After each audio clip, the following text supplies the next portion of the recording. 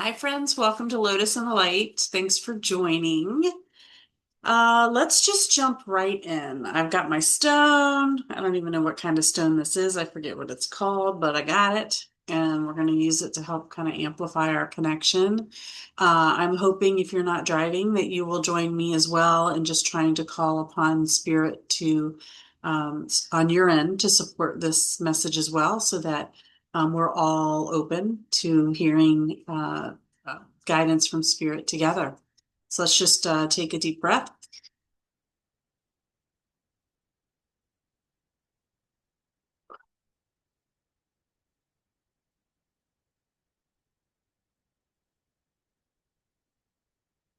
Just opening our hearts, inviting in Spirit of divine love and light only into this space, welcoming you, welcoming your message, helping us to open our hearts so that we allow your message to actually pour forth from within, is what I'm hearing. We want the message not to pour in, to pour out, right? The message is in here. We just got to remember. Okay, I feel like I have to talk about faith. And this is funny because I have not recorded a video in a few days. I had, um, again, what I've been trying to do is just follow the spirit. When I feel inspired to record, I record.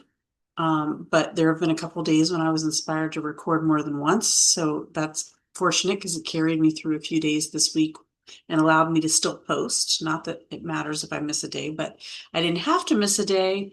But there was a couple days. So a few days ago, I felt called to silence my phone. Oh, it already is. I felt called to do a message on faith. I recorded it and it just felt like something was missing. And I hesitated to delete it. In fact, I don't think I did delete it.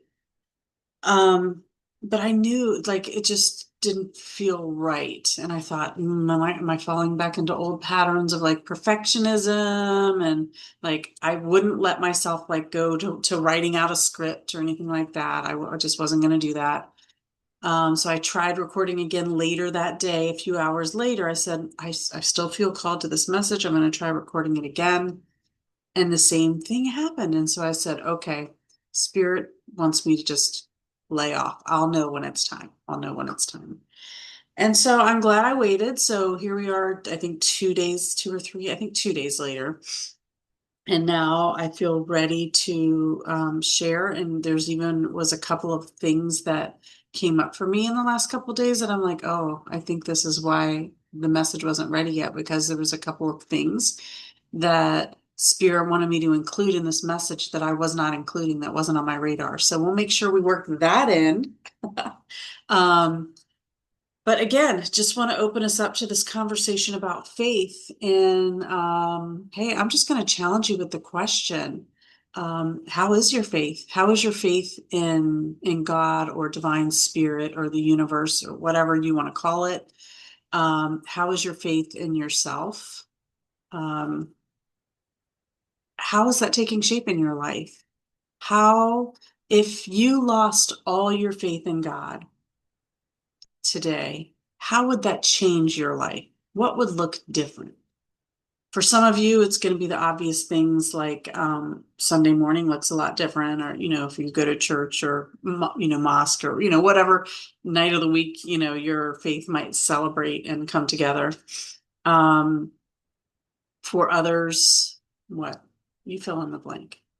Like, hopefully, if there's, hopefully your faith would dictate something a little bit more than just disrupting your one day a week, right? Like, hopefully you're integrating faith into your life in some other way that it would be a meaningful shift if you lost that faith. But I think it's a good measure to help us understand, like, how deep is my faith, right? Like, how deep does it go?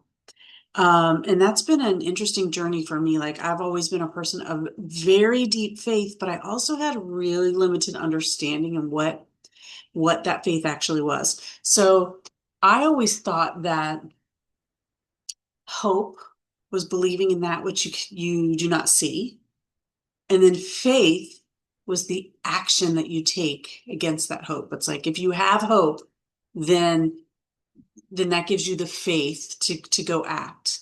And I'm not going to say that's wrong, and primarily because how can it be wrong if it's helpful to you in your life's journey? And that perspective was helpful to me for many years.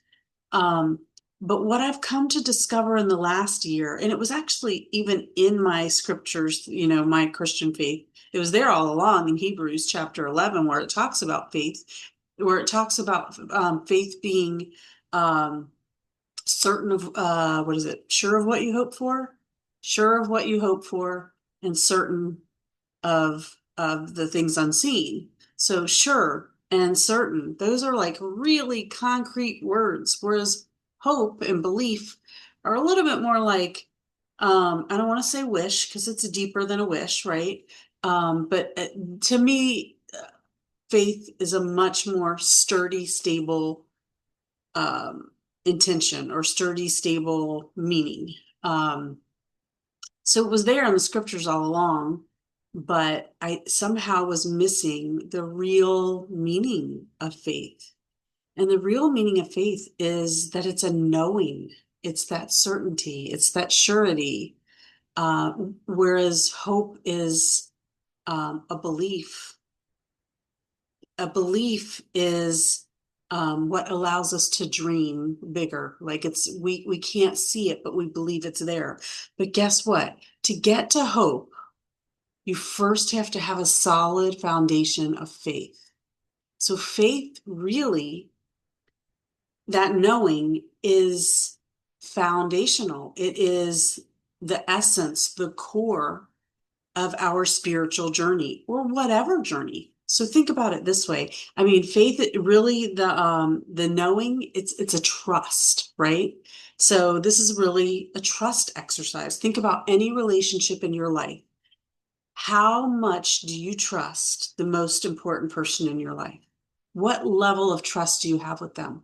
If it's not a deep, deep trust, then I would say it's not a solid foundation and it's a shaky enough foundation that you probably are not able to launch rockets of hope for them, right? So it's like you have a solid foundation in a relationship, one that's like, yes, there's trust here. We love each other.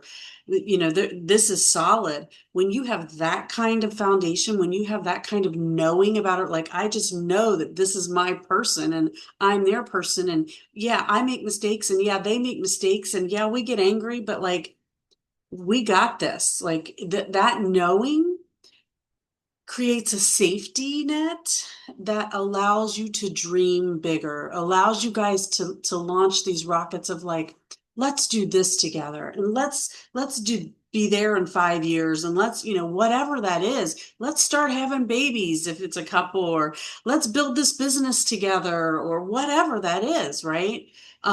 That's something that people don't feel safe doing if there's not that foundation of trust and knowing that I can trust you. That's what we need to have with spirit, and it's totally possible. And when I say totally possible, I had full trust in spirit before too, so I thought. But I think I've mentioned this before. It really, the way it was manifesting in my life was, dear Lord, I trust you. I'm going to give this part of my life over to you. Amen. And then I'm going to go do everything I can to make it go the way I think it should go. That's not trust. Because trust is saying, I don't really know how it should go. You do. So I'm just going to go with the flow and see what happens. I'm going to give you a perfect example. This actually couldn't have went more perfect because it just happened like 2 hours ago. Or not even an hour. It was like an hour ago. So I am helping my son sell his house. We had been under contract before we even listed. It was like, I really thought it was a spirit thing. I'm like, look at this. And then that deal fell through. I was like, what spirit? But I didn't get upset. I legit didn't get upset. I said, this is who I am now. Like, I know spirit's got our back on this. I know that exactly what is meant to happen, exactly what I need, exactly what Nick needs, exactly what that buyer needs. It's going to work out exactly perfect for all of us. We just have to trust. Does it mean it's going to go the way I think it should go? Does it mean he's going to get this amount of money or this closing date? Or maybe not.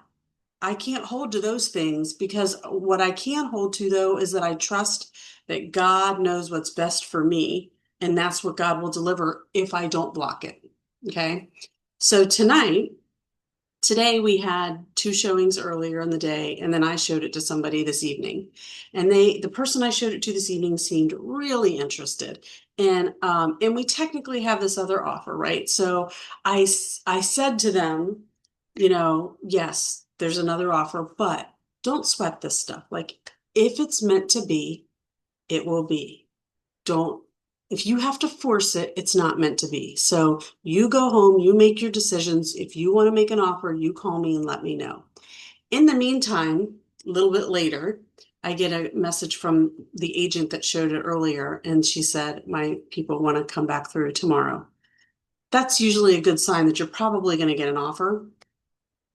And so my instinct was like to go text the person I showed it to tonight and say, oh, we have somebody coming through again tomorrow. So if you think you want to make an offer, to try to entice them to like make an offer, right? And get into multiple offers, even though we technically already are, because we technically already have an offer. But anyway, that was my instinct. And then I stopped. I said, no, I just told this person, don't sweat it, go with the flow. Like, when there's another offer that I need to let them know, like, hey, just to let you know, there is another offer. So if you decide to make one, you got to do it by this timeline. That's an appropriate thing. But for me to call and try to drum up some unnecessary stress about the situation, that's me taking control. That's my ego taking control. That's my ego saying, I want to get Nick the most money I can get him, so this is what I'm going to do. But no, I had to pause and say, that was the old me trying to control the situation. I believe that Spirit has got the best plan of action here. And that's why the buyers are coming all at once, because I do believe there's probably going to be multiple offers going on, but I don't need to force it. And if it doesn't happen that way, it didn't need to, and it wasn't supposed to.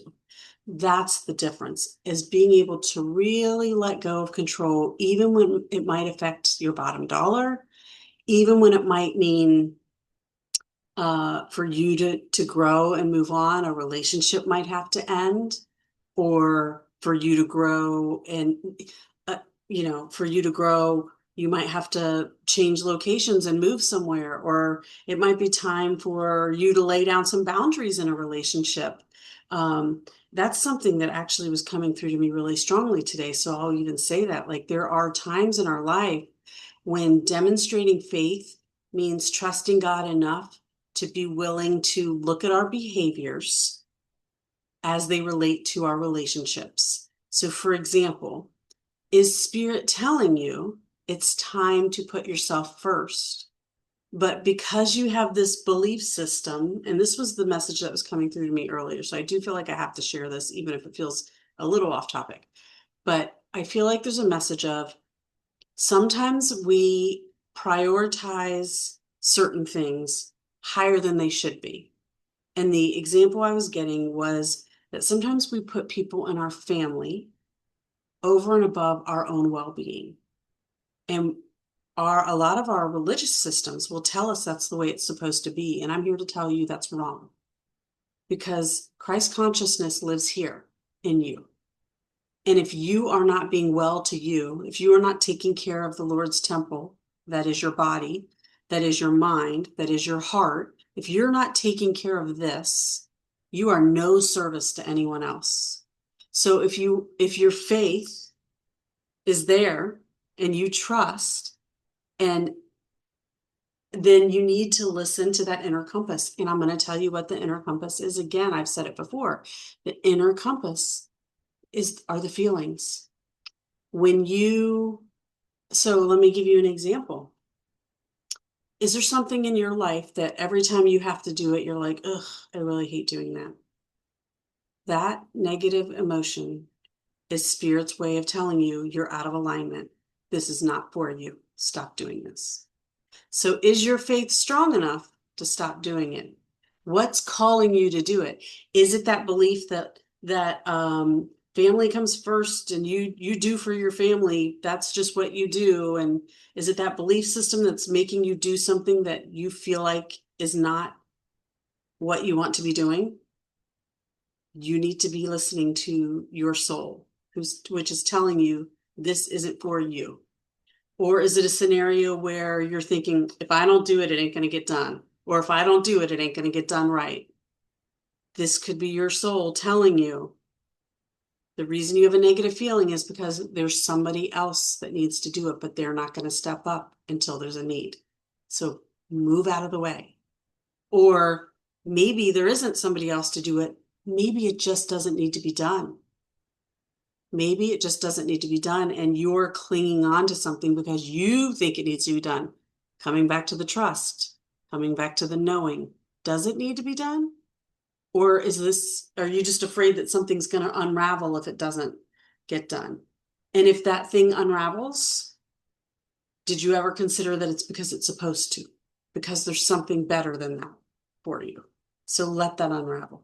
It's hard. It's hard to let go of things that you think are important or valuable if that's the direction spirit's leading you. So again, I'm not making a judgment on what spirit's leading you to do or not do. I'm saying that those answers live in your feelings, in your emotions. Negative emotions are alerting you to something that needs to change. Maybe what you're doing is exactly what you need to be doing. Maybe the negative emotion is just alerting you that you have some unresolved feelings about it that you need to work through and clear up. And so, yes, keep doing it, but let's figure out how to love doing it. So again, I'm not going to try to tell you what to do. I'm trying to give you the message that spirit is giving me to give you. You have to figure that out. You have to look within. You have to exercise your faith. And as you exercise that faith and grow that muscle, so comes the sparks of hope. So come the opportunities of joy, of peace, of relaxation and restoration, all of that. Okay, I feel like I've been talking a long time, so I'm going to be done. But let's close with a card. Is it? I'm debating between two decks, but I want to come back to this Ocean Dreams. I've only used it one other time, and it was actually with you guys. I still haven't even used it for myself. Um, Ocean Dreams, a Mystic Oracle is what it says. Okay, let's see. Okay, here's my cards. Here's the cards. Okay, Spirit, put a bow on this bad boy. Put a bow on this bad boy. I want to be done with this faith message. And I just want to remind you, faith sees with faith sees with your heart what your eyes can't see. I lost two cards. Okay, let me look at these for a second. So let me finish what I was saying though. Faith is seeing with your heart what your eyes can't see. So you've got to get in here, start tearing down the walls. I feel like the collective that's listening to this has got big fat walls around their heart. So that's why I'm saying that. And I'm saying that because I've been there, so I know what it feels like. So I feel that energy coming from you. All right, let me look at these two. Yep. We might have to look at both of these. I don't know that I'll read both. Wow.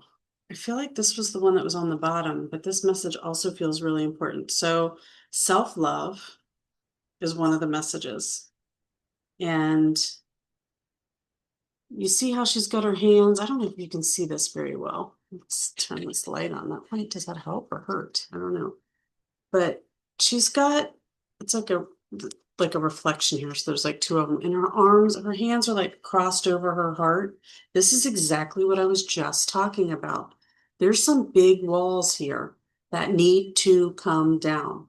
And to bring those walls down, you first have to be willing to love yourself. You will never let anyone in here to love you if you don't love yourself, because it's the risk of being hurt is too great. So you've got this armor on, okay? You've got to start working on loving yourself. So that's where I was saying, be willing to put yourself first. Self-love, okay? And then the second message says sacred vow. And it just looks to me, there's a promise to you. There's a promise to you from the divine. So I want you to think about God like an ocean, okay? So if God is an ocean, each of us are a drop of that ocean. And what that means is we are made of God energy, and we are not a piece of God. We are all of God in one drop. But we are each individual uh, consciousnesses of God. I don't know how to say that in the plural. Having different experiences and bringing that experience back to God, right? Like God is experiencing this life through each of us. And so God is this vast ocean, this vastness, but in that he makes a vow to each of us. They are promising to each of us to protect us, to guide us. There's a trust there that should inherently be there, but we forget because we're blind to it sometimes, right? We came into this world blind to it, and our job is to remember it and lean into it. Oh my gosh, I don't even know which one to read. These are both so good. Okay, self-love, I'll start there. That feels really important. Oh, actually, you know what? I literally looked to Sacred Vow first, so I feel like Spirit is giving me the divine message there. So I see dolphins, sea turtles, all the ocean animals. I love it. Every choice counts. Um, I am connected to this world. I am able to walk in awareness, devotion, and love. Oh my gosh, I almost forgot the most important part of the message that I wasn't giving when I recorded this before, that Spirit reminded me of over the last 2 days was, if you remember, for those of you that have a Christian background, there's a scripture that talks about that what remains is faith, hope, and love. So when all else in this world is gone, what's going to remain is faith, hope, and love. It starts with that root of faith, which sparks hope, which drives us towards love. That is, and here I'm talking about self-love here, but I do remember that. Thank you, Spirit, for reminding me. It is about loving each other. We are all connected. We are all drops of that same ocean. You cannot love anyone else until you love yourself, and you cannot love yourself until you love everyone else. It's the divine. It's the divine, and that's what the sacred vow is saying. It's like all life on earth depends on the oceans. And it's easy to forget that even our smallest moves have the power to create a much greater ripple effect. Today, both creation and destruction may expand and contract in proportion to our actions and choices. There is now a global call to awaken the ancient wisdom within our oceanic hearts. As creatures of the land, we are beholden to Mother Gaia and to all beings that exist within the waters of our world. Although it may seem uh, like we've reached a tipping point, there are still steps we can take to heal Mother Ocean. When we open our heart to the collective life of this world, we may never see things from the same vantage point again. Being consciously aware of our beautiful earth and the importance of its vitality and well-being can appear to us in many ways through the choices we make, the connections we forge, and the actions we take in this world. I'm going to go ahead and get self-love in here too. Okay. I am attuned to my magnificence. I am free in my expressions. I find passion in all that I do. Aphrodite was the Greek goddess of love, pleasure, beauty, and fertility. Worshipped widely as a goddess of the sea, she is also closely linked to the goddess Venus, Isis, Ishtar, and Astarte. I'm probably pronouncing that one wrong. Emerging from the foam of the ocean, it was said that a white rose was formed from the waves of her birth. When Aphrodite later lost her beloved Adonis, a mixture of her tears and his blood produced a beautiful red rose, which has since become the universal symbol of the goddess. Aphrodite appears as a symbol of your inner divinity and the graceful, nurturing beauty that emerges through your self-love. She encourages you to step into your power and celebrate your magnificence, to reclaim your sovereignty and channel all that you do from your gateway of your heart. Be open to Being open to self-love is truly an act of faith. I'm going to repeat that. Being open to self-love is truly an act of faith. It helps us navigate the world with a sense of peace and empathy for others, and enforces our own boundaries when we need them most. From this place of understanding, we may be less affected by criticism or judgment because we know that each person is on their own journey towards self-love. Both of those beautiful messages. I hope that resonated for you. Thank you so much, friends. I love you. Peace out.